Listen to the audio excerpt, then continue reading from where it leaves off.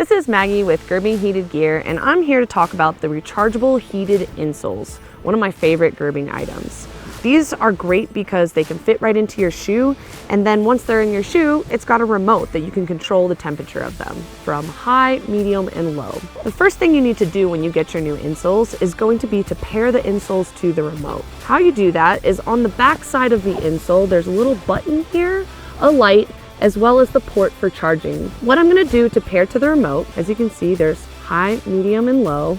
I'm gonna hold the power button for 5 seconds until the LED turns red. As soon as it turns red, I press the M button once, and now the insoles are paired. To pair the other insole, I'm gonna repeat those exact same steps. Now, I can control the insoles from the remote by powering them on and selecting high, medium, or low setting for heat. When you get your heated insoles, you're gonna see on the bottom side that there are several different dotted lines that give you cut marks. This is so that you can cut down the insole to the size that's going to fit in your shoe. You'll also see that there are different shoe sizes within here that you can go by. To insert the insole into your shoe, make sure that this flap here is up as you slide it down into the shoe.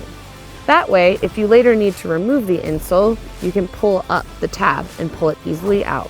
Pro tip, you may want to pull these bad boys out when you head to the airport because it could set off the detector when going through security. And that is the Gerbing Rechargeable insoles.